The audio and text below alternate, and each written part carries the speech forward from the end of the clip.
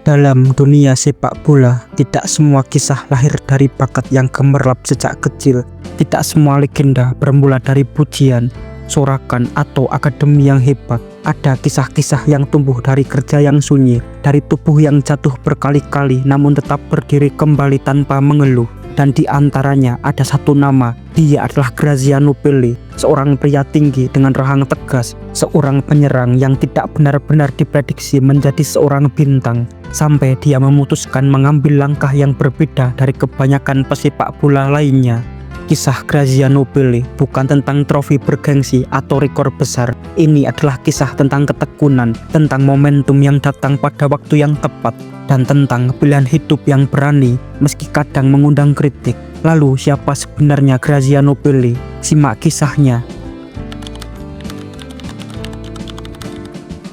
Graziano Pelle lahir di San Cesario Lecce, wilayah Italia Selatan. Wilayah yang sangat indah tetapi keras, tempat di mana banyak anak belajar bahwa hidup tak selalu sesuai dengan keinginan. Sebagai bocah kecil, Pelle bukan pemain yang dianggap berbakat. Dia tidak tumbuh sebagai anak emas di akademi, tetapi dia memiliki satu hal yang tidak bisa diajarkan, yaitu keinginan untuk menjadi lebih baik setiap hari. Dia bergabung dengan Akademi Lecce, klub lokal yang kemudian membentuk fondasi mentalitasnya. Graziano Pelle bekerja tanpa harus diperhatikan, bertahan meski tidak dipuji, meski bisa masuk ke dalam skuad utama Lecce. Jalan tidak selalu mulus. Pelle harus menjalani peminjaman ke berbagai klub di Serie B seperti Catania, Crotone, dan Cesena. Dia bisa dibilang gagal bersama klub-klub tersebut. Tak ada yang benar-benar mengubah hidupnya, tak ada yang membuat namanya dibicarakan, bahkan tak ada yang tertarik untuk merekrutnya. Namun kehidupan selalu punya pintu dari mana saja, dan pintu untuk Graziano Pelle terbuka di Belanda.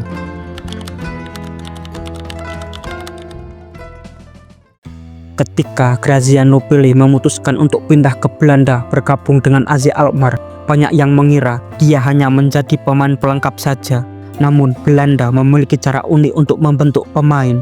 Gaya sepak bola Belanda lebih bebas, lebih kreatif, lebih menekankan sentuhan bola dan kecerdikan, dan Pelle berkembang dengan cepat di AZ Alkmaar. Mungkin dia belum menjadi monster goal, tetapi fondasi baru telah terbentuk.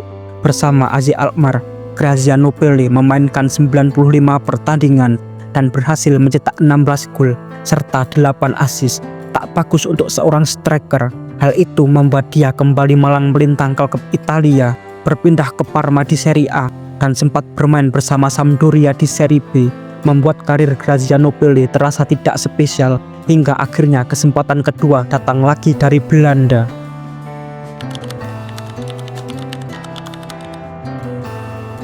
Memiliki pengalaman bermain buruk di Belanda sebelumnya, membuat banyak fans Feyenoord Rotterdam skeptis dengan Graziano Pelle. Para fans tidak memiliki ekspektasi tinggi terhadap sang pemain, namun justru membuat Pelle tidak merasa tertekan, hingga akhirnya dia di Rotterdam menjadi seorang bintang. Dia mencetak gol demi gol, dia bahkan menjadi kapten, dan yang terbaik, dia sangat dicintai oleh fan Feyenoord Rotterdam yang awalnya ragu kepada dirinya. Graziano Pelle berkembang menjadi striker yang haus gol dan percaya diri. 2 tahun bersama Feyenoord Rotterdam, Pelle mencatatkan 66 penampilan, mencetak 55 gol dan 15 assist. Statistik yang bagus untuk seorang striker, dan berkat penampilan impresifnya, dia direkrut oleh Southampton untuk bermain di Liga Inggris.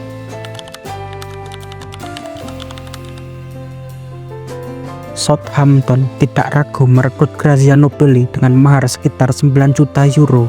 Bagi Pelle, tidak ada yang lebih indah dari bermain di salah satu kompetisi terhebat saat itu. Striker Italia sangat langka atau bahkan hanya bisa dihitung dengan jari yang bermain di Liga Inggris. Pelle adalah contoh sempurna. Di Southampton, dia bukan hanya striker, dia adalah simbol dari kebangkitan klub. Selama 2 musim membela Southampton, dia mencetak gol-gol brilian, assist yang elegan, dan gol krusial untuk meraih kemenangan. Memiliki postur yang menjulang tinggi, membuat dia sangat sulit untuk dihentikan. Dia mampu memecah pertahanan lawan dengan kerja keras tanpa lelahnya. Bermain sebanyak 80 pertandingan bersama Southampton, mencetak 30 gol serta 10 assist bukanlah catatan yang buruk. Namun kemudian keputusan besar itu datang, dan arah perjalanan hidupnya berubah lagi.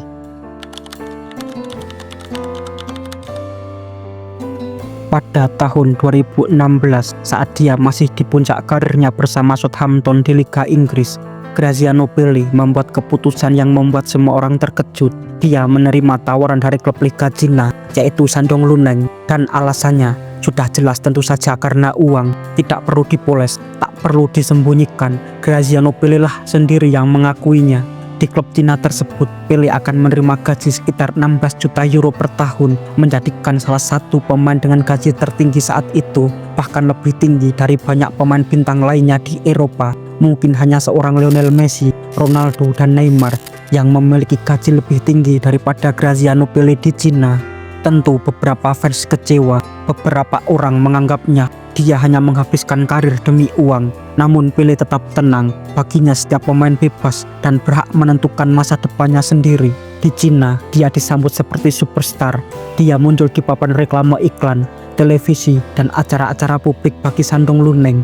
Nama Graziano Pelle menjadi ikon baru bagi sepak bola di negeri Cina. Dia bergabung bersama nama-nama besar lainnya yang sudah memutuskan untuk pindah ke negeri Cina, seperti Oscar, Hulk, dan Paulinho.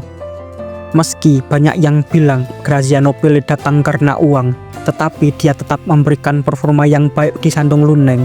Bermain sebanyak 133 pertandingan, Pelle berhasil mencetak 63 gol dan serta mencetak 24 assist. Dia juga berhasil membawa Shandong Luneng meraih gelar Piala Cina.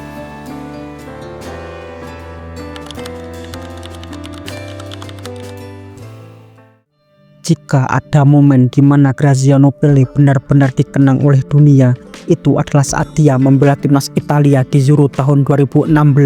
Tidak seperti di era sebelumnya, di mana saat itu Italia memiliki banyak striker hebat. Pada Euro 2016, Gli Azzurri tidak memiliki striker tajam. Saat itu Italia hanya memiliki striker yang terbilang biasa saja, seperti Simone Zaza, Eder, dan tentu saja Graziano Pelle. Bergabung bersama Swedia, Irlandia, dan generasi emas Belgia yang kala itu menjadi favorit juara, Italia justru mengejutkan dengan mengalahkan skuad muda Belgia dengan skor telak 2-0. Dan sudah jelas Pelle mencetak gol kedua di penghujung laga. Pelle benar-benar menjadi kejutan. Di babak 16 besar, Pelle lagi-lagi mencetak gol melawan Spanyol, yang kala itu timnas Spanyol dijaga oleh dua bek hebat, Sergio Ramos dan Gerard Piqué. Namun puncak drama terjadi saat laga perempat final melawan Jerman. Laga terbilang sangat alot hingga dilanjutkan ke babak adu penalti. Dalam adu penalti tersebut, Pelle membuat gestur tangan kepada Neuer dan takdir berkata lain. Penaltinya gagal, Italia tersingkir. Publik Italia mengkritiknya. Meski bermain di Liga Cina, Graziano Pelle saat itu tetap dipanggil ke skuad Azzurri setelah Euro 2016. Namun hubungan buruknya dengan sang pelatih, yaitu Giampaolo Ventura, membuat dia tidak lagi menjadi andalan Azzurri di lini depan. Tercatat Pelle sudah bermain sebanyak 20 kali dan mencetak 9 gol untuk Gli Azzurri.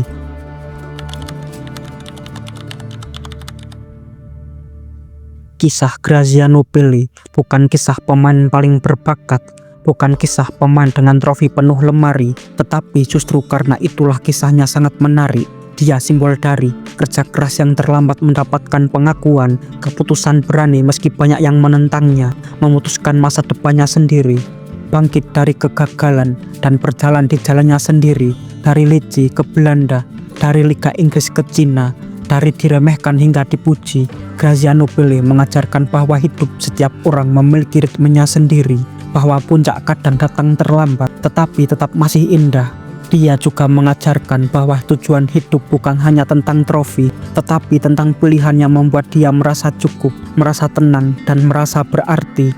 Dan pada akhirnya, kisah Pelle bukan tentang sepak bola semata, melainkan kisah tentang keberanian untuk memilih jalannya sendiri.